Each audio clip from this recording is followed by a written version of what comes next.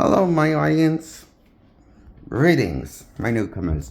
I'm Jake Allen Graham. In case for any this is your viewing my channel content. Anyway, I am reviewing a movie of a Marvel brand. I just can't remember what it was before so I'm trying to focus. It's coming to me. Oh yeah, now I remember. I'm going to review Marvel's Avengers 2012. Well, I give it 10 points out of 10.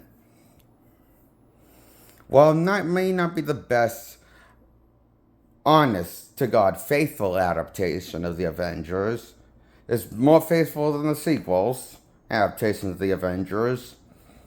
I mean, it's not the definitive take on the Avengers. That goes to Avengers Earth's Mightiest Heroes.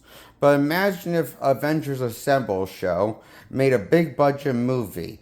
You get Marvel's Avengers, a more kid-friendly version of the Avengers, and that's not truly the definitive take of the Avengers, but more of the Perry kid-friendly, sweet, cotton candy fluff version of the Avengers.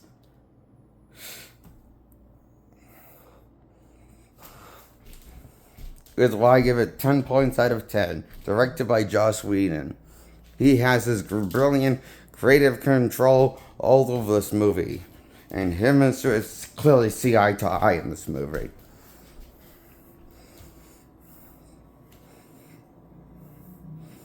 There's tons of fluff in this movie. More fluff than Joss Whedon's take on Justice League. With the CGI lipped Superman and the obese Batman. That played by Ben Affleck. The 2017 cut. Check it out. It's worth checking out like a Hanna-Barbera Super Friends show.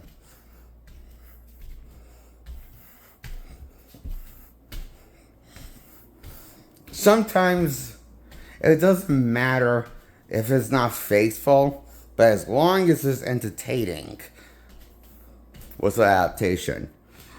Like, this is up there with Resident Evil by Mila Jovovich, the first Resident Evil movie by Mila Jovovich, called Resident Evil from 2002 or 2001 it came out. I forget the year. It was sometime in the early 2000s, I remember. But it was fine. It was the most faithful video game adaptation of all time. It could have been more faithful, but it was campy goodness fun. Buttery popcorn goodness fun. Because it has a hot bitch, and tons of hot bitches and explosion with zombies' heads. And Marvel's Avengers has Scarlett Johansson and Maria Hill, two hot bitches. And explosions.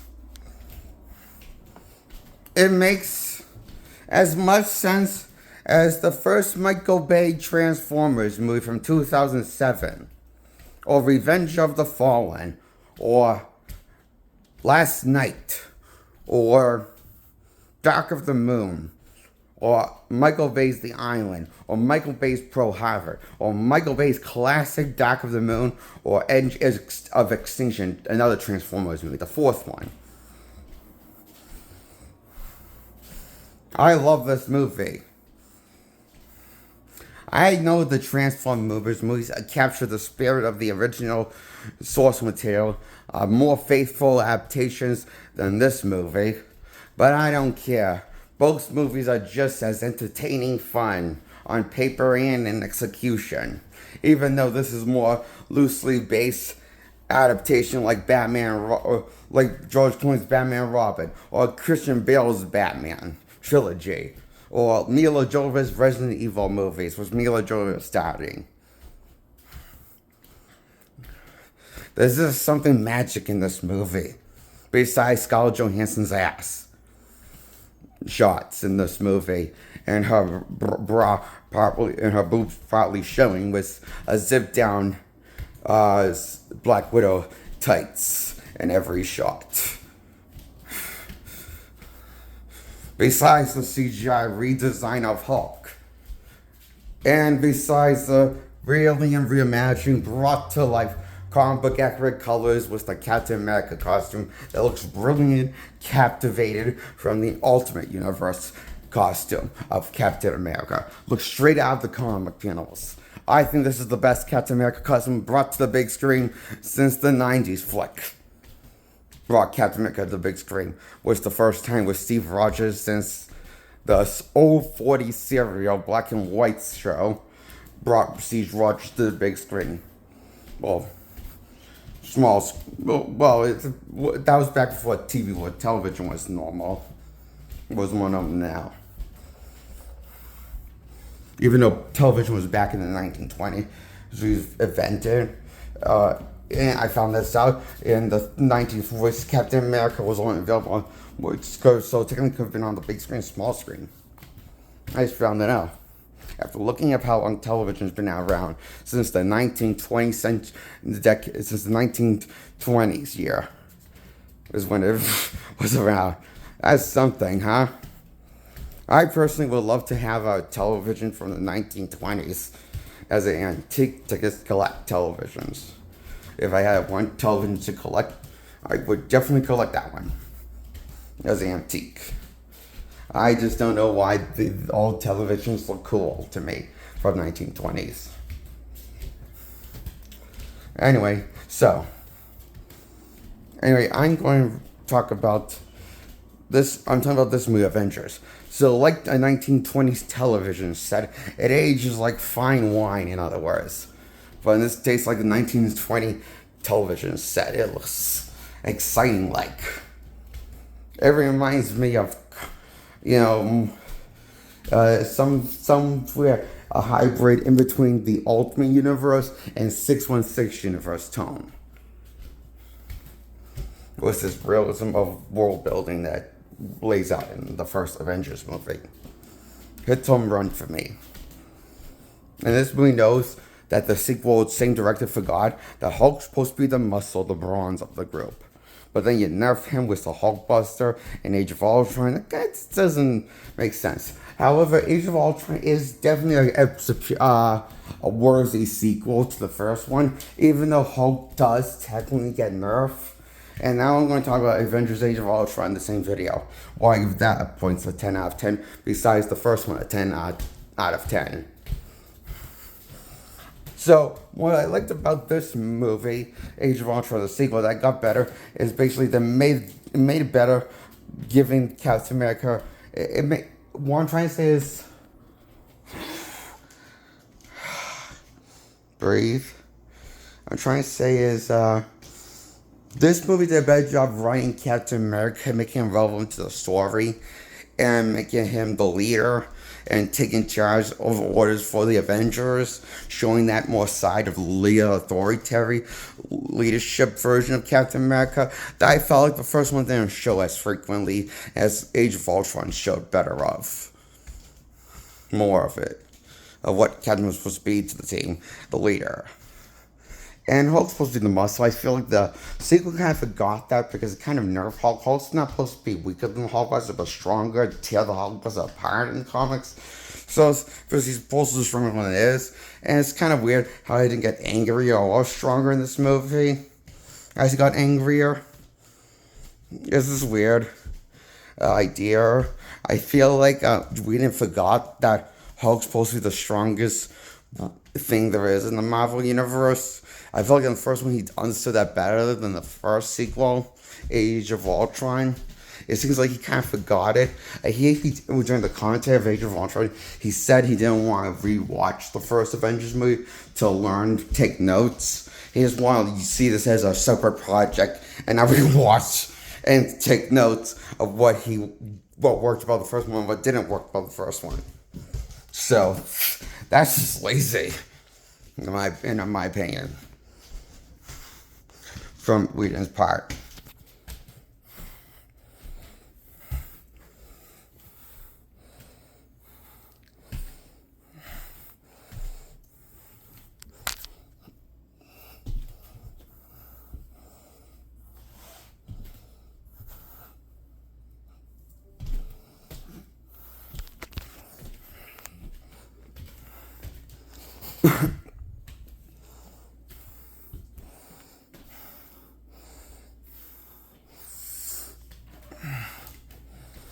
And Tony's more insufferable in this. Tony's more jokey and more insufferable and childish with his jokes and more frequent. And he's more of a idiot this time around. And so is Banner half. More dumber than Hulk half. When is that a good thing? Helping Tony out to make a death bot, Ultron. And then helps him a second time with Vision. That's a stupid. Or than what Hulk would do. Who is this guy? What has he done with Banner? He's too stupid to be Banner. In Age of Ultron. And Hulk gone worse, and Banner's gone worse. Yippee-doo, and so is Tony. And Black Widow's now gotten worse because she's in a fucking friends with benefit relationship with Hulk and Banner. Even though they're separate people, they're treating it like they have the same identities. Starting to.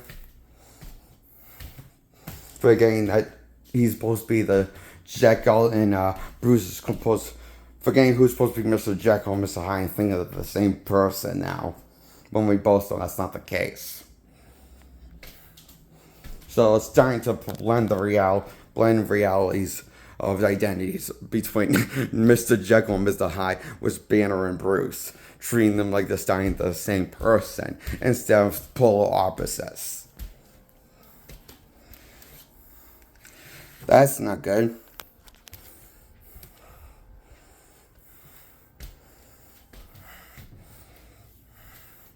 You know what? I just realized I think I want to give this more of an 8 points out of 10.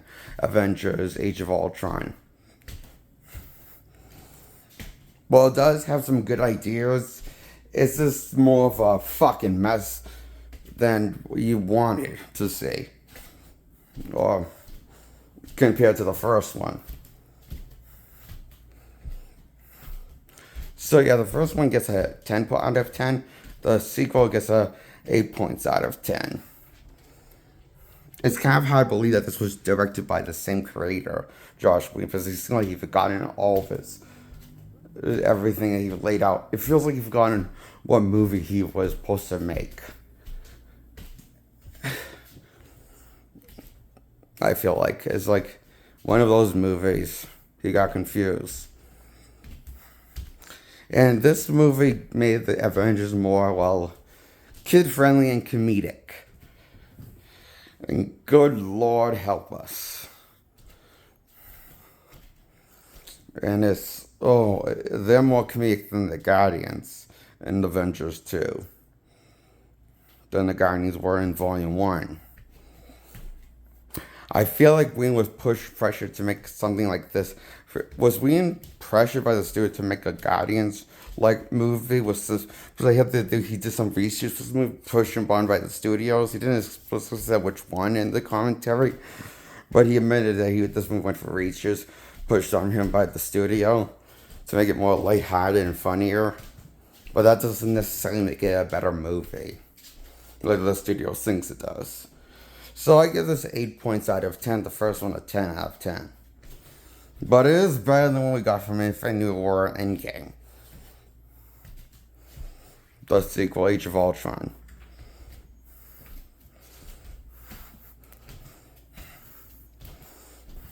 Because Endgame sucks, and Infinity War is pretty mediocre and forgettable.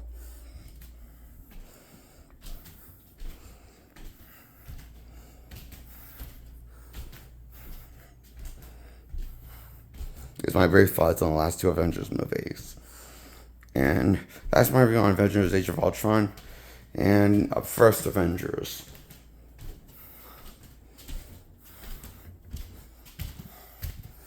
That's my thoughts on the first two Avengers movie.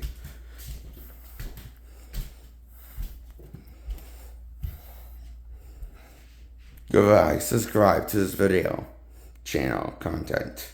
Like this video. Bye, my audience and my newcomers.